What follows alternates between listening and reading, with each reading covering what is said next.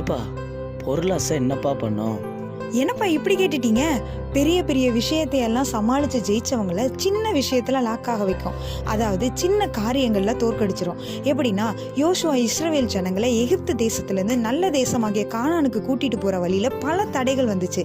அப்போ எரிகோ போன்ற பெரிய மதிலுள்ள பட்டணத்தை ஜெயிச்சிட்டாங்க. ஆனால் அதுக்கு அடுத்ததான் ஆயி என்ற சின்ன பட்டணம் வந்துச்சு. அந்த சின்ன பட்டணத்துக்கிட்ட ஜெயிச்சிடலாம்னு தைரியமாக போனாங்க. ஆனால் ஜெயிக்க முடியல. அந்த கொஞ்ச ஜனங்கள் இந்த பெரிய ஜனங்களை விரட்டி அடித்தாங்க. அப்போ யோசுவா ஆண்டவர்கிட்ட போய் அழுகிறாரு, ஆண்டவரே இந்த சின்ன பட்டணத்தில் நாங்கள் தோத்துட்டோமே அப்படின்னு. அப்போ ஆண்டவர் சொல்கிறாரு, உன்னிடத்துல இருக்கிற ஒருத்தர் என்ன பண்ணிட்டாங்கன்னா, நான் எடுக்க வேண்டாம்னு சொன்ன பொருளை எடுத்து தனக்காக ஒளிச்சு வச்சுக்கிட்டாங்க அப்படின்னு சொன்னார். உடனே யோசுவாவும் அந்த ஜனங்களும் அதை கண்டுபிடிச்சு அவர்கள் மத்தியிலிருந்து அவைகளை நிக்கிரகம் பண்ணினதுக்கு அப்புறம் தான் அந்த ஆயி பட்டணத்தின் மேலே வெற்றி கண்டாங்க. அப்போ பொருளாசை அந்த சின்ன பட்டணத்தில் அவங்கள ஜெயிக்க விடாதபடிக்கு கண்ணியாய் அமைந்தது. என்னைக்குமே பொருளாசை ஒரு கண்ணி. நீதிமொழிகளில் வசனம் இப்படியாக சொல்லப்பட்டிருக்கிறது, என் மகனே, நீ அவர்களோட வழி நடவாமல் உன் காலை அவர்கள் பாதைக்கு விளக்குவாயாக என்று சொல்லப்பட்டிருக்கிறது.